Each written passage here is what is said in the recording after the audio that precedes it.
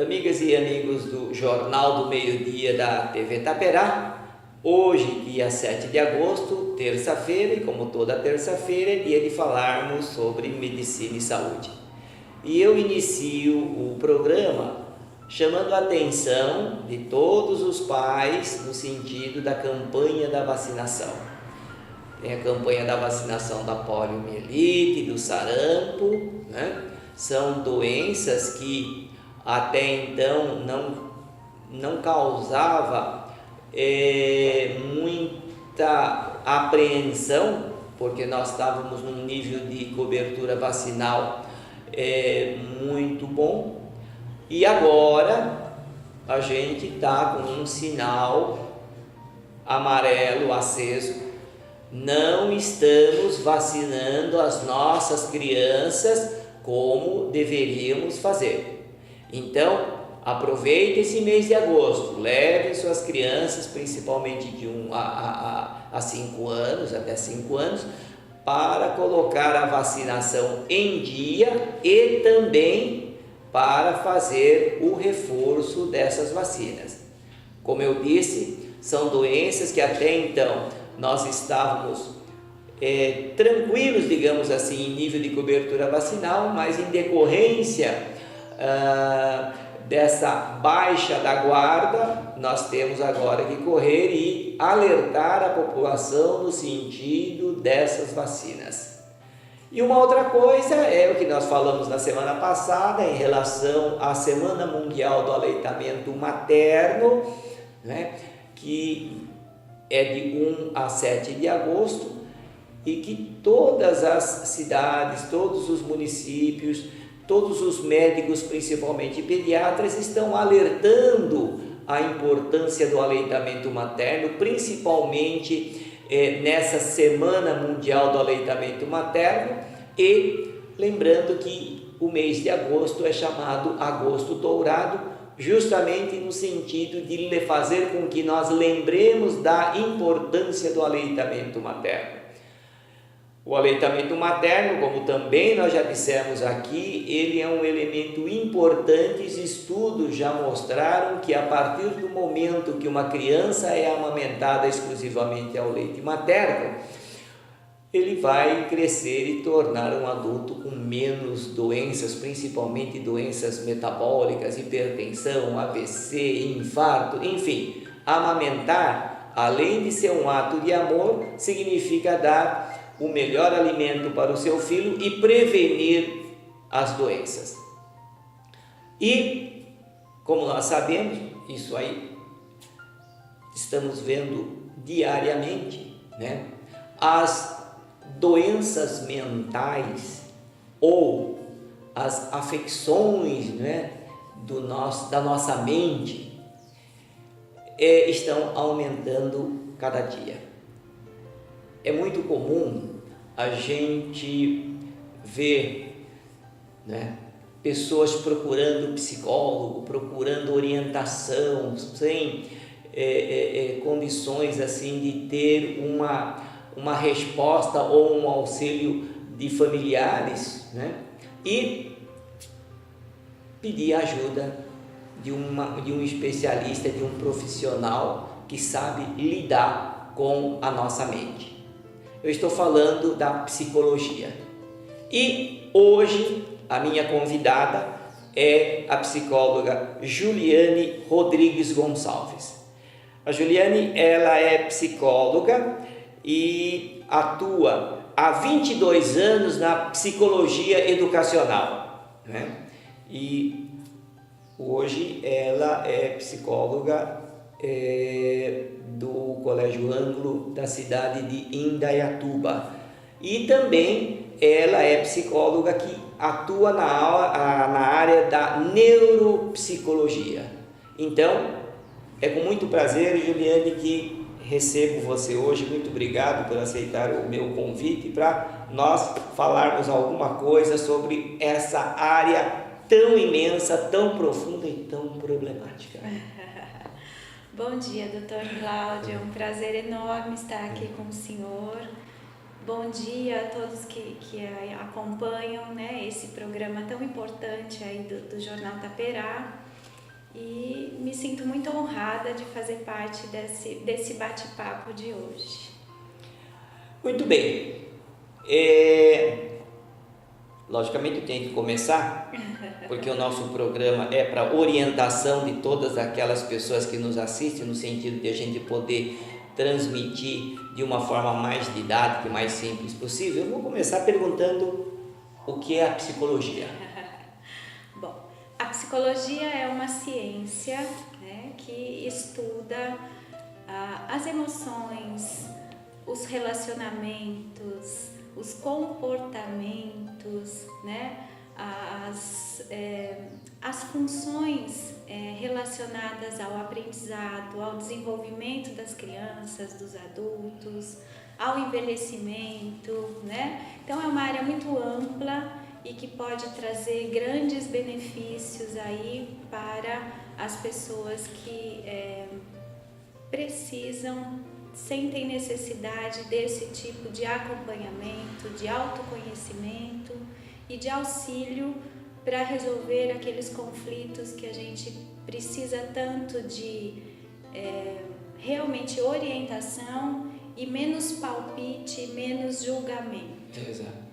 É nesse aspecto que a gente chama a atenção da importância do profissional da psicologia, não é? De nada melhor que esses profissionais para dar a melhor orientação, mostrar dentre vários caminhos o melhor caminho ou o caminho menos penoso para nós ultrapassarmos determinadas fases da nossa vida. E é mais que isso, né? É auxiliar a pessoa a buscar e enxergar os seus próprios caminhos. Exato. Né? Nós não temos como dizer qual é o melhor caminho para o outro.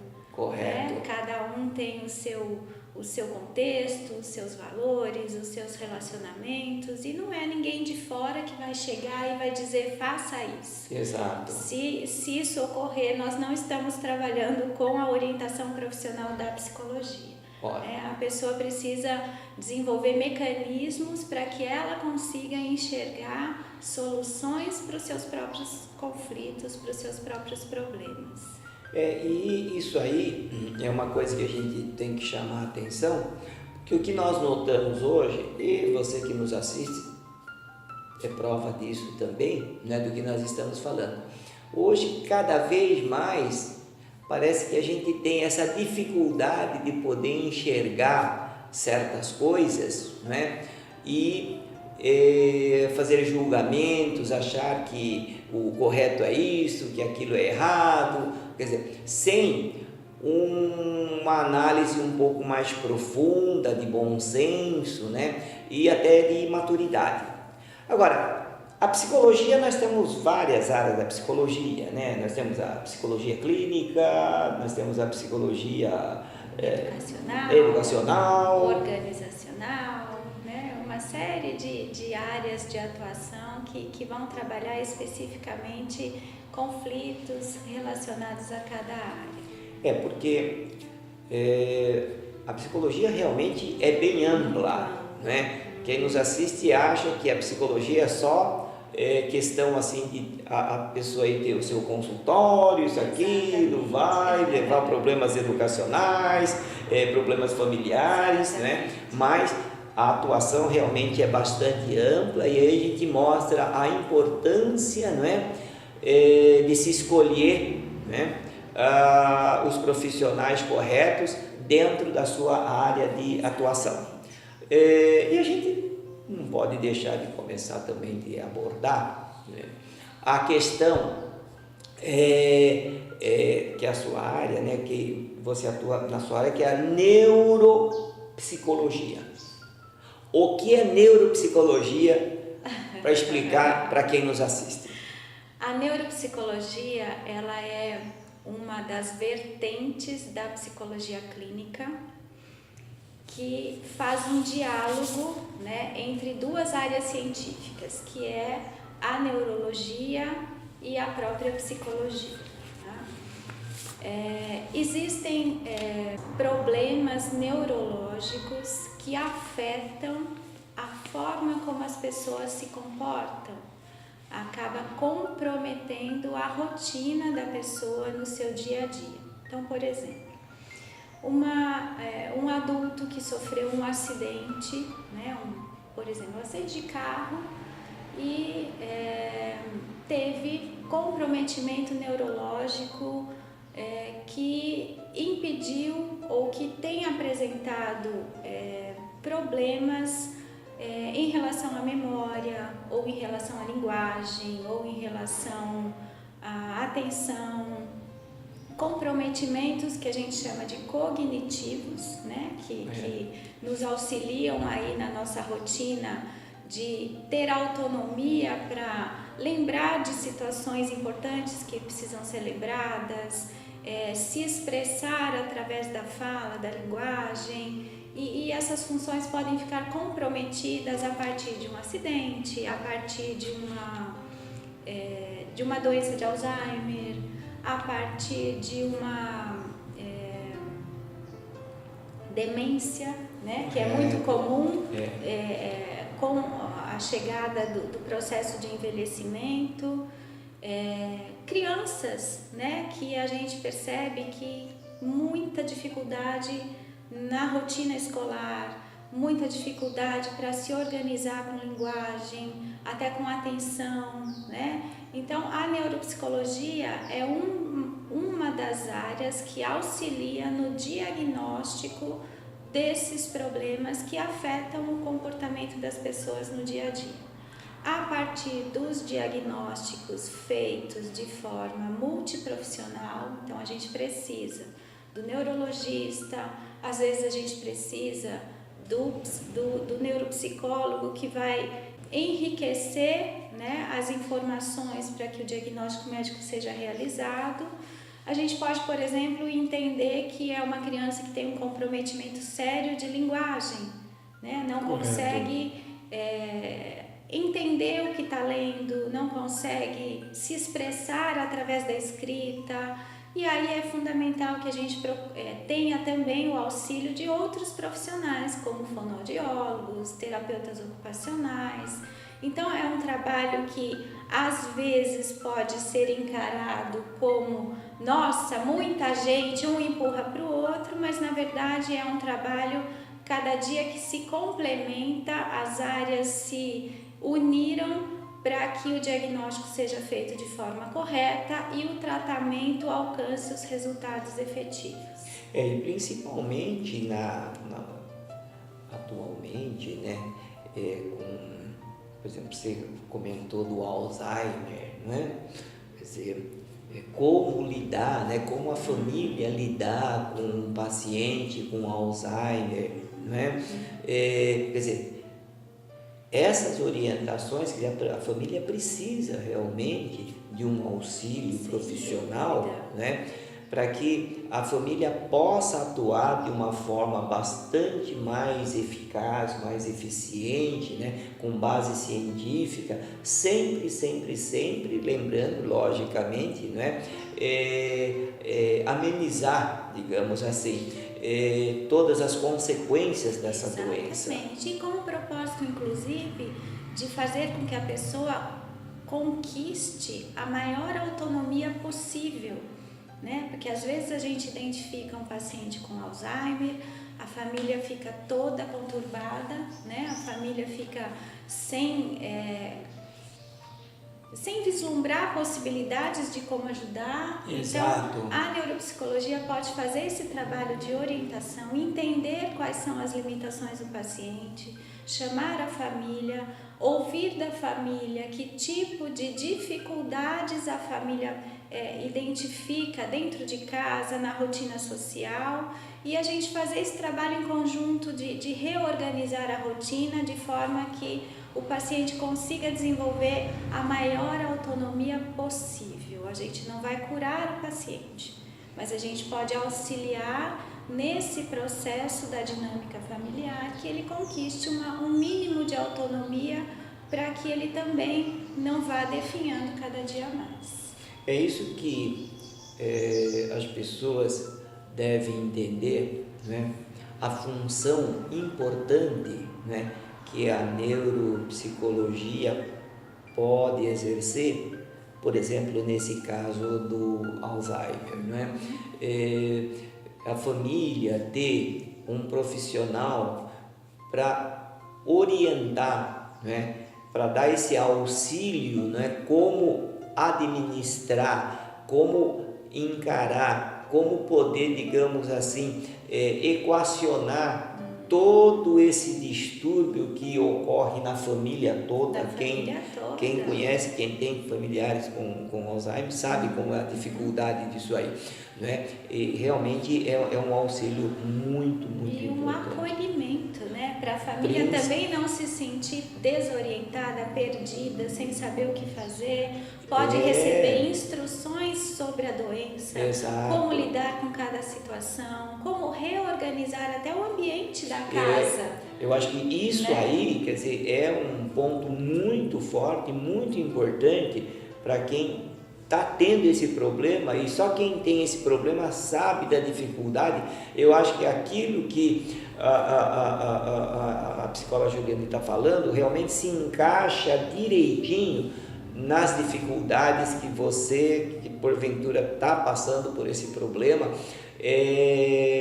Observa que aquilo que nós estamos falando tem tudo a ver com aquilo que a gente precisa nessas horas, né? Agora, e nessa parte de psicologia educacional, a gente também não pode deixar de cutucar psicólogo, né? De vários problemas, né?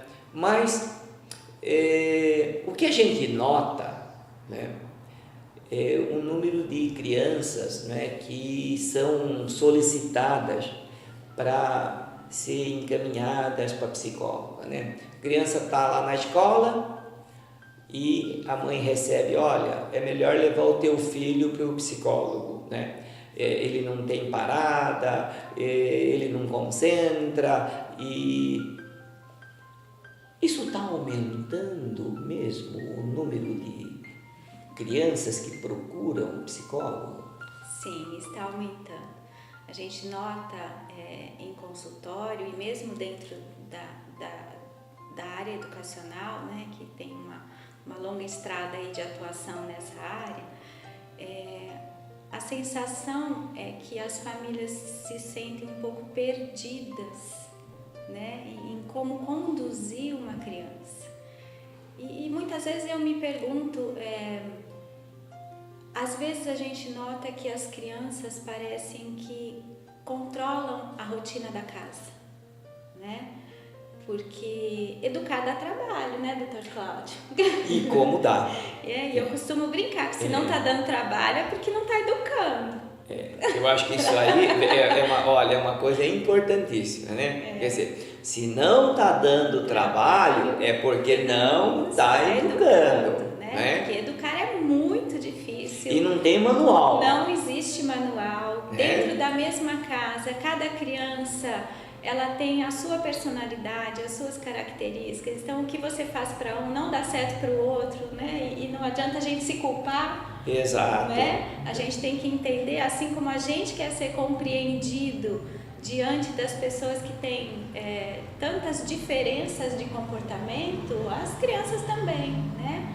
Agora, o que a gente não pode é virar refém das crianças.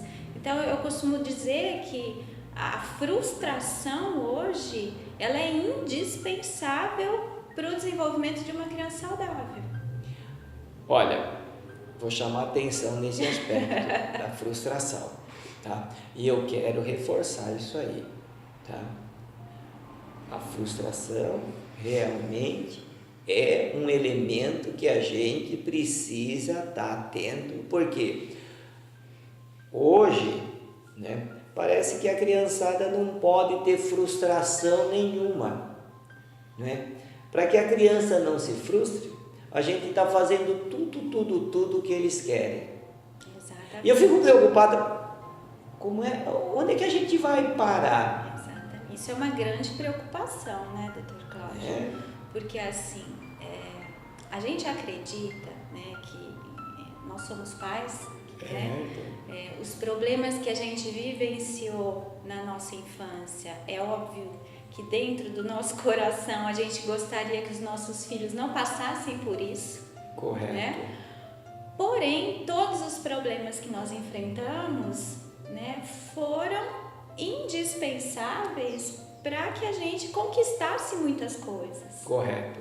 Né? Para que a gente superasse muitos conflitos, aprendesse a lidar com o imprevisto, aprendesse a lidar com as dificuldades. A nossa vida não é um mar de rosas. Exato. A gente não tem controle sobre todas as coisas da nossa vida, né?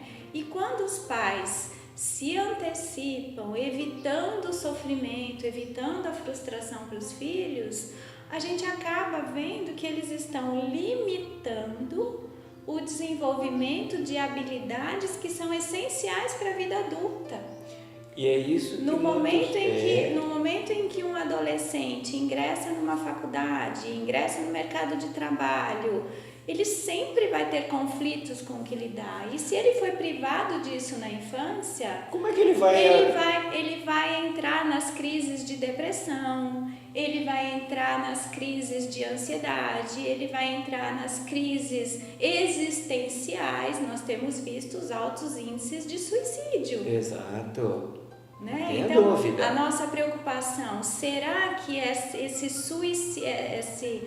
ideação suicida, né, a vontade de se matar, de não ver mais sentido na vida, é porque a gente não sabe lidar com os problemas? Porque a gente não se fortaleceu emocionalmente para entender que nem tudo está no nosso controle e que apesar disso a gente tem muito o que aprender, grandes lições podem ser tiradas dos problemas que a gente vivencia. E esse fortalecimento, né, psicológico, né, que não houve justamente por erro de condução de todas as frustrações, não é? Eu acredito realmente que essas taxas, né, enormes de depressão, né, muita depressão, né, o suicídio, né, principalmente nesse aspecto da depressão, a gente pode ver nas empresas. Sim. A gente pode ver nas empresas, né? E a pessoa não sabe, não aprendeu a lidar com os problemas. Exatamente. Né? E aí a coisa é tão complexa, por quê? Porque ele também não tem capacidade de entender que o defeito é dele. A gente precisa aprender a dosar, né? Exato. O quanto a gente pode auxiliar e orientar os nossos filhos, né? E o quanto é necessário que eles vivenciem os conflitos e consigam administrar e resolver situações. O que a gente vê hoje é muito comum, uma criança chega em casa e diz: o meu amigo me chamou de bobo. Bobo. O que acontece? A mãe vai para a escola, pede uma orientação, vai lá para a escola pedir para que a escola faça uma interferência no menino, no colega que o chamou de bobo, na família, porque isso não pode acontecer, porque meu filho está frustrado. Verdade. O que seria mais importante fazer nesse momento? Né? Filho, vem cá. Né? Quantas vezes você também disse coisas que o outro não gostou? Exato. Né? A gente vai ouvir isso ao longo da vida. Né? Então, conta a história de coisas que você ouviu. Eu não estou dizendo que a gente tem que maquiar, né? E dizer que o bullying é uma coisa que não existe. Exato. Não, existe sim, a gente tem que cuidar. Mas a criança precisa encontrar mecanismos para se defender, para saber reagir. E é nessa hora que eu acho que nós pais, nós todos nós estamos errados, nós estamos errando, né? Porque nós não estamos trabalhando no sentido de fazer a criança saber responder psicologicamente, emocionalmente, não é? Nessas situações. E estamos dando a ilusão de que sempre vai ter alguém que vai resolver os nossos próprios problemas. Exato. E por enquanto são os psicólogos que estão tentando, a família joga tudo pro psicólogo, né? Quer dizer, não vai bem na escola, vai pro psicólogo, né? Tá com um problema em casa, a criança não para quieto, isso, aquilo, é desobediente, isso, aquilo, tá estressado, acha que tem que ir pro psicólogo. Quer dizer, então a família encontrou realmente um profissional, e graças a Deus. Mas o que eu gostaria também de abordar, né, nessa questão familiar, né, por exemplo, é comum, né, principalmente a mãe achar que uma criança de 4 anos deixa de comer, ou faz muita birra, está muito estressado, agressivo, né? Aí a família, a mãe principalmente fala, olha, eu acho que o meu filho precisava de um psicólogo, porque ele está muito estressado, está agressivo, está desobediente, né? Apesar de que faz 4 meses que nós nos separamos, isso, aquilo e tal, mas eu acho que o meu filho está precisando de psicólogo. Aí é um problema, mais um problema, né? Será que é essa criança que está precisando de psicólogo ou é o casal que está precisando de psicólogo, está precisando de maturidade, precisando de alguém para direcionar, mostrar, não é? Que a vida não é desse jeito como estão interpretando? Aí que entra o encaminhamento para profissionais, né, da psicologia. O que você tem a falar sobre isso aí, Juliane? Né? Por exemplo, criança de 4 anos, né, é encaminhada para o profissional de psicologia porque ele está estressado, está agressivo, isso, aquilo e tal, e faz uns 4 meses que os pais se separaram. A gente tem que aprender a discernir, né?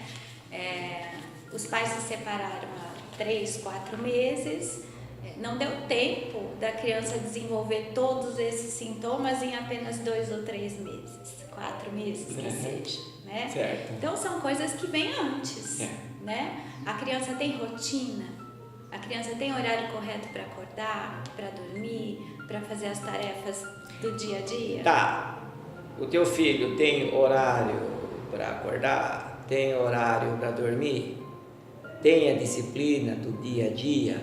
Como é que está o teu filho? Exatamente. Vamos pensando nisso. Pode continuar. Então, quando uma criança de 4, 5 anos chega para a gente atender, a primeira investigação essencial é a dinâmica da família, né? Muitas vezes, eu diria que na maioria das vezes, o que a gente percebe é uma desorganização em termos de estrutura de quem comanda a casa, né? E a gente percebe que as crianças comandam, porque educar dá trabalho. Então é mais fácil você, ao invés de ensinar o seu filho a comer à mesa junto com os familiares, deixar que ele, desde os 2 anos de idade, assista um DVD, porque com o DVD ele fica quietinho e os pais podem fazer as coisas que precisam fazer. Eu aprendi a galinha pintadinha, né, com os meus pacientes, né, tá? Porque eles sabem decorar e passaram para mim. Porque o senhor já conhece todas as músicas. Né? Por quê?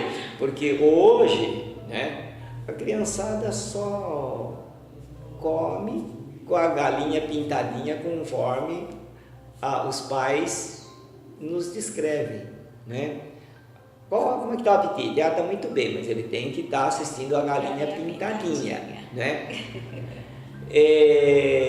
E como é que fica a galinha pintadinha nesse negócio aí de só comer com a galinha pintadinha? Se não aparecer a galinha pintadinha, eu não quero comer, eu quero a galinha pintadinha. Quer dizer, e aí como é que fica? Obesidade, como é que fica essa concentração da alimentação, Juliane? Todas as atividades que a gente realiza, né, requer uma atenção, uma concentração para que você consiga executar do início ao fim uma atividade que você se propõe, né? Fazer uma atividade de forma simultânea com outras coisas, por exemplo, comer e assistir uma televisão, um DVD ou o que quer que seja, faz com que a gente tenha que direcionar a nossa atenção, a concentração para a atividade que mais requer, né, o acompanhamento do raciocínio, da interação e tudo mais. E é óbvio que a Galinha Pintadinha ou qualquer outro filme vai exigir mais a atenção da criança do que a própria alimentação. Eu posso te interromper um pouquinho para Pode. aproveitar o gancho? Nós estamos falando da criança e da galinha pintadinha. Tudo bem. Você já notou, você foi no shopping na hora do almoço, dia de semana, todo o pessoal engravatado, almoçando, mas com o celular, né? Comendo, outros comendo e discutindo, né? Quer dizer, e aí o que acontece? Úlcera, gastrite, estresse, obesidade, não controla a pressão, tomo direitinho o remédio, mas minha pressão não se controla. Olha, toma o meu remédio de diabetes direitinho, mas não tá difícil de controlar. Mas se a gente for num restaurante, veja quantas pessoas estão conversando e quantas pessoas estão com o celular, teclando, ouvindo, discutindo e comendo, quer dizer... E quase ninguém saboreando a própria comida. É isso que eu queria chegar, ninguém saboreando, porque aquilo que você falou, quer dizer, não dá para você fazer duas coisas ao mesmo tempo, né? Vai concorrer com a comida e com o eletrônico, né? Quer dizer, é uma coisa complicada, né? E o cérebro não vai se concentrar na alimentação, então você vai estar focado na historinha, vai estar focado na discussão que você está tendo ali no WhatsApp com o colega de trabalho, e aí a alimentação ela vai passar meio que automática no organismo e dali meia hora, 40 minutos, você se nota com fome novamente. Exato. Porque o seu próprio corpo não concebeu o ato da alimentação como sendo estou satisfeito. Não prestei atenção nisso. Olha, eu faço o seguinte, então quem quiser falar comigo, se ligar na hora do almoço, o celular nem está comigo, tá? Apesar que isso é uma coisa cultural, na cultura oriental, a hora do alimento, né, a hora da comida, é a coisa mais importante. Então, realmente, quer dizer, eu tiro nada disso. Ninguém pode ligar para mim que eu não vou atender na hora do almoço. Quer dizer, eu acho que nós temos que criar certos hábitos, né? Porque a partir do momento que a gente pega alguns vícios, esses vícios, logicamente, vão trazer consequências, tá certo? No futuro, tá? Agora, nós precisamos realmente fazer alguma coisa, né?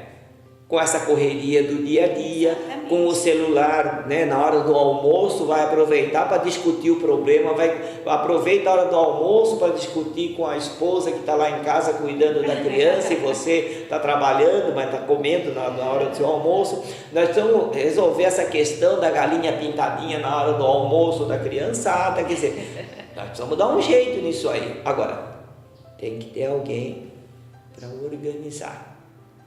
Tem que ter alguém para botar a bola no chão e falar, vamos começar tudo de novo, vamos começar. E esse profissional é a psicóloga. A gente não está ignorando e muito menos menosprezando o desenvolvimento tecnológico, as modificações positivas que a gente tem hoje, né, em termos de avanços, em termos de dinâmicas.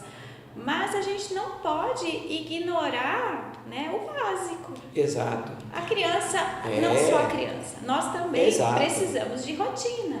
Nós temos que ter o nosso horário correto de dormir, o nosso horário correto de se alimentar, de praticar uma atividade física, de cuidar da saúde, né? E de trabalhar. Exato. Né? A gente permite que o trabalho invada a nossa vida e desregule todas as coisas. E as consequências, infelizmente, acabam caindo nas crianças. Olha, todos que nos assistem estão vendo que esse assunto, né, de psicologia é um assunto vasto, é um assunto que atrai a atenção de todos, não é? E realmente é uma área que a cada dia a gente está vendo que está precisando desse auxílio da psicóloga. E não vai ter jeito para a gente poder dar sequência desses assuntos, né? Que tem muita coisa para a gente abordar na parte psicológica, né? Nós vamos ter que marcar um outro dia para a gente abordar outros assuntos que eu gostaria de abordar no programa, né? Mas eu espero, Juliano, poder contar com uma visita sua novamente numa outra oportunidade. Eu sei da sua correria do dia a dia, que muito gentilmente você aceitou o convite de nós batermos um papo hoje, mas eu acho que vai aqui o convite ao ar no sentido de a gente poder, uma outra oportunidade, a gente dar continuidade, né, a esse assunto tão vislumbrante que é a nossa mente, não é? Quer dizer, é um negócio complicado, mas nós temos que fazer isso, né? É por isso que eu gostaria de uma outra vez, você pudesse vir aqui e a gente conversar mais sobre os problemas da psicologia e os problemas que a psicologia de cada dia, né? Possam nos ajudar, né? Que é uma coisa realmente muito abrangente, quer dizer, de todas as idades, vai desde a criança, né, até as pessoas com Alzheimer, até aquelas pessoas com problema realmente da área neurológica, não é? Quer dizer, uma abordagem muito ampla. Basta. Né? Será um enorme prazer estar aqui com vocês de novo. É muito gratificante poder levar essas informações de uma forma acessível, que as pessoas tenham condições realmente de saber que existe esse tipo de trabalho, que podem ser auxiliadas, que podem tirar suas dúvidas, e fico à disposição para o que for necessário. Olha, eu agradeço a sua presença aqui, Juliane, e só lembrando que esse Jornal do Meio-Dia tem o patrocínio da VKN Seguros, né? Seguros que protegem os nossos sonhos, né? O seguro protege todos os nossos sonhos. Então, esse Jornal do Meio-Dia tem esse patrocínio dos seguros VKN, e esperamos nessa próxima oportunidade dar sequência a esse assunto tão vislumbrante que é a nossa mente. Muito obrigado, até a próxima semana e até lá. Muito obrigada, boa semana para todos.